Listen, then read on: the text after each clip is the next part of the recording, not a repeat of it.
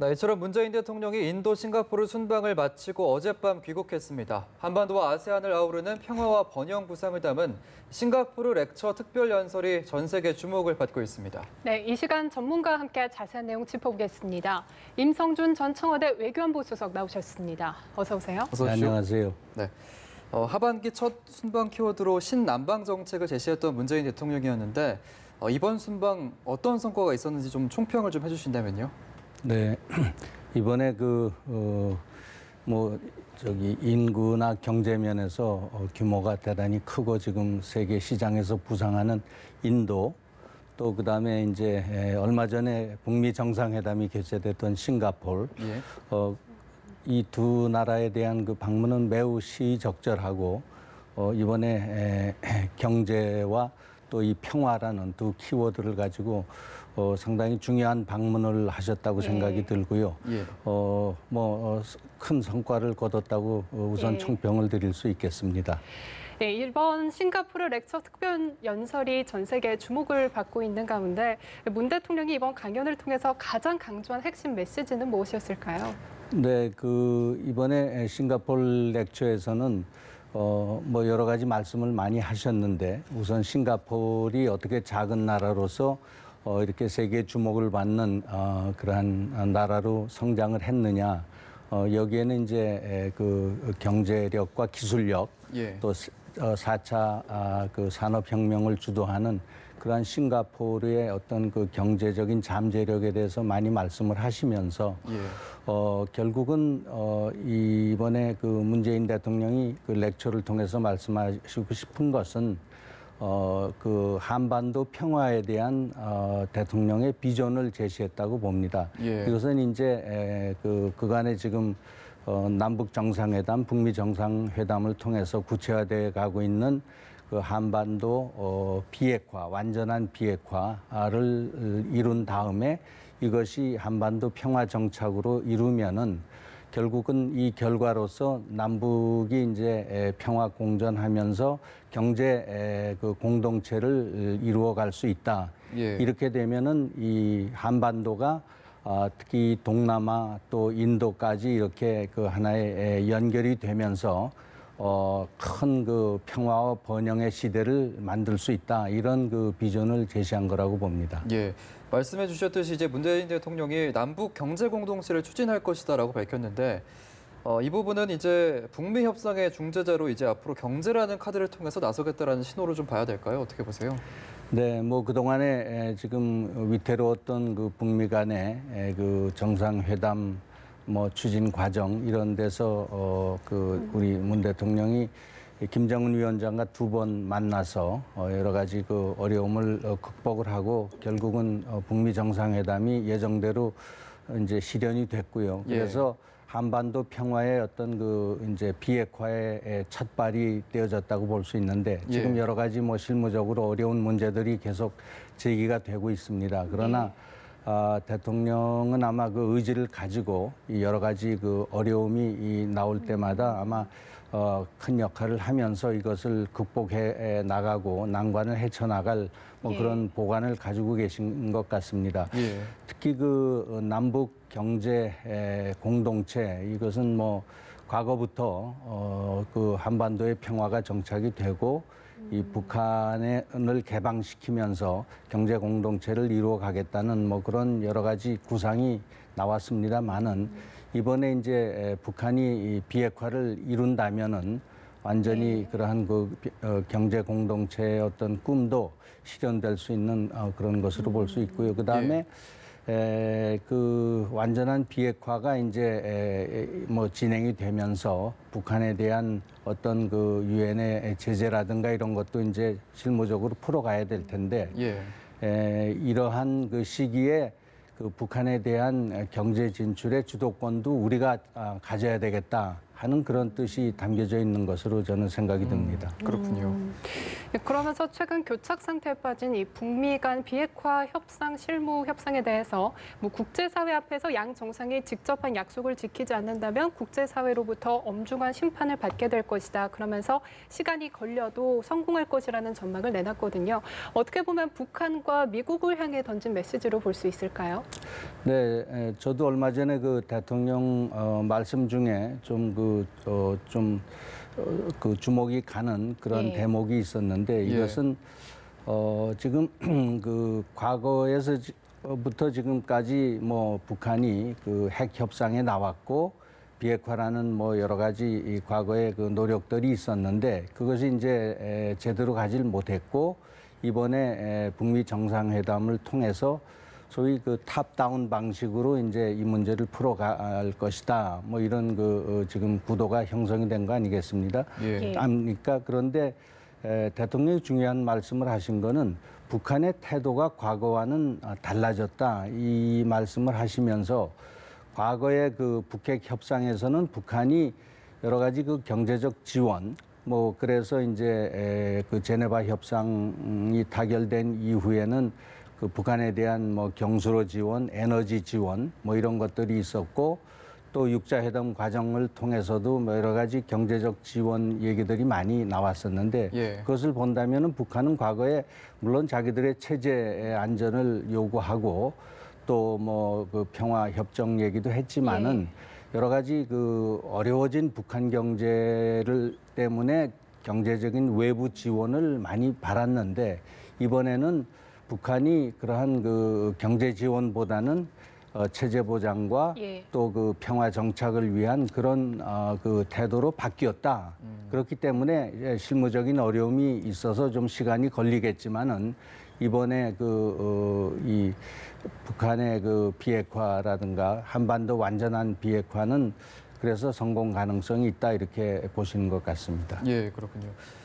트럼프 대통령이 김정은 위원장의 친서를 공개를 했습니다. 자칫 외교 결례로 비춰질 수도 있었는데 이렇게 공개를 하게 된 배경은 뭐라고 보세요? 네, 저도 그 원문 내용을 그냥 풀어서 공개한 것도 아니고 예. 뭐 사진으로 그냥 그대로 공개를 한 걸 보고 조금 놀랐습니다. 예. 보통 외교적으로는 정상 간에 주고받는 친서는 뭐 내용을 좀 소개하거나 이렇게 발표할 수는 있지만은 뭐 원문 그대로 공개하는 것은 상당히 이례적인 일이라고 생각이 들고요. 이번에 그 트럼프 대통령이 전격 공개한 거는 역시 지금 그 6.12 그 북미 정상회담 이후에 실질적으로 북한이 비핵화의 어떤 그 행동에 나서지 않는 이런 그 점에 비추어 가지고 미국 내 지금 비판이 굉장히 거셉니다. 그렇죠. 민주당을 중심으로 한 정계, 국회, 그다음에 언론계, 뭐 전문가들 다 지금 나서서 이게 뭐 달라진 게 뭐가 있느냐 지금 이런 그 상황이기 때문에 아니다. 이제 이것은 시간이 걸리고 김정은 위원장의 그 친서를 보면은 어떤 나와 약속한 모든 것을 지금 이행하겠다는 의지가 있다. 뭐 이런 점을 표시하기 위해서 이번에 친서 공개를 한 거 아닌가 그렇게 보여집니다. 예, 이 말씀하셨던 논란이 이제 빈손 방북 논란인데 계속 폼페이오 장관이 지금 공격을 받고 있는 상황이거든요. 김영철 부위원장이 싱가포르 회담에서의 비핵화 약속을 재확인했다라고 하면서 앞으로 실행 과제가 남아있다라고 밝히기도 했는데 어떻게 보세요, 이 부분은?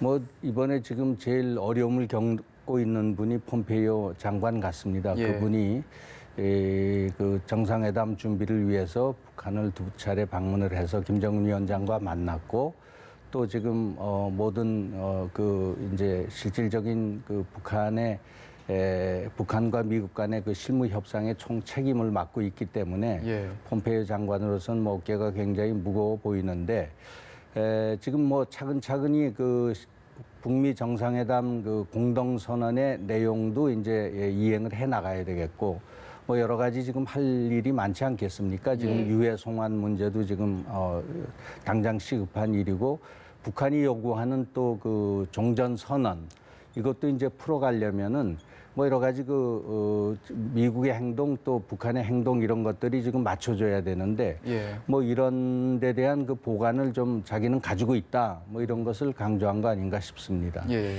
예, 이런 가운데 트럼프 대통령은 테리사 메이 영국 총리와 정상회담을 한 후 가진 공동 기자회견에서 북한의 비핵화가 생각보다 조금 긴 과정이 될 수 있겠다라고 말했습니다.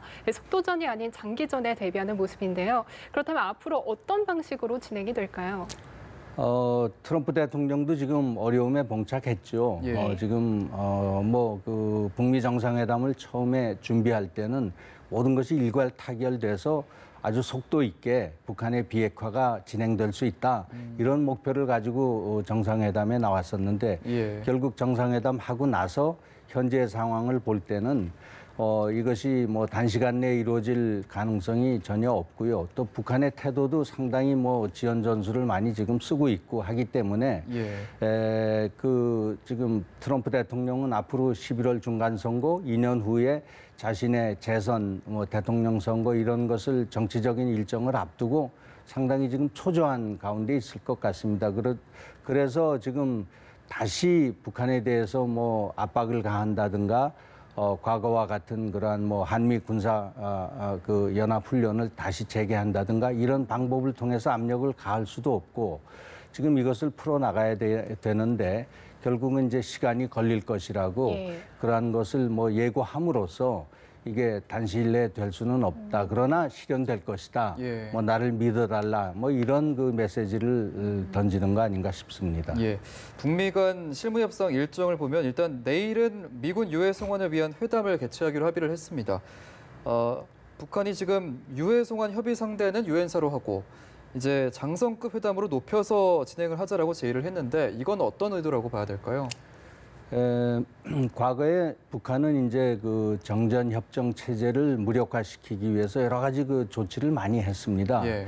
그래서 이제 과거에는 뭐 판문점에는 그 정전이 대표가 양측에서 나와서 유엔 측도 나왔고 북한의 그 정전이 대표부가 있었는데 1990년대 이것을 다 이제 북한은 철수시키고 예. 북한군 그 대표단이 지금 판문점에 나와 있고요. 예. 그 이후에 그 유엔 사의 그 정전이보다는 미군과 직접 대자하겠다 그래가지고 그 장성급 회담을 원래 북한이 먼저 제시를 했었죠. 예. 우리 측에서는 여기에 응하지 않다가 이제 여러 가지 하여튼 그 남북 간의 군사적인 긴장 완화나 여러 가지 충돌이 있었을 때 이것을 해결하는 하나의 창구로서 북한군과 미군 장성 간의 어떤 장성급 회담을 가졌습니다. 그래서 재개를 했고요. 예. 과거에 한 14번 정도 열리다가 또 이것이 한 7, 8년 지금 열리지 않고 있고 5년 전에는 서로 연락하는 그 회선 자체도 지금 끊었다가 그제 지금 이번에 그 유해 이러한 그 회담을 앞두고 그것도 아마 회선도 복구를 한 것 같고요. 예.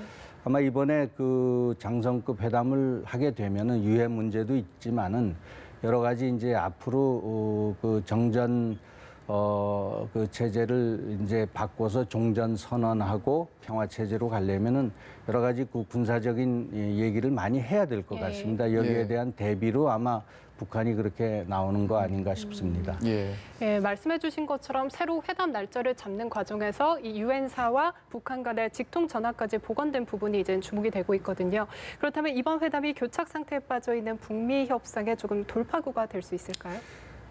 저는 그게 돌파구까지 될지는 모르겠습니다만은 보조적인 수단으로서 그 군 당국 간의 어떤 그 일어날 수 있는 여러 가지 문제 또 혹시 상황이 북한이 계속 지연 전술을 해가지고 다시 한미 연합 훈련 군사 훈련이 재개될 그러한 여러 가지 상황이 전개가 된다면은. 북한은 그러한 그 채널을 통해서 여러 가지 자기들의 입장을 그 발표를 한다든가 또 요구를 한다든가 그런 채널로도 아마 사용할 수 있다고 보기 때문에 이러한 그 비핵화 협상의 보조 수단으로 활용될 수 있지 않을까 그렇게 보여집니다. 예, 알겠습니다. 문재인 대통령의 순방 그리고 한반도 비핵화와 관련된 얘기 임성준 전 청와대 외교안보 수석과 나눠봤습니다. 고맙습니다. 네, 수고하셨습니다.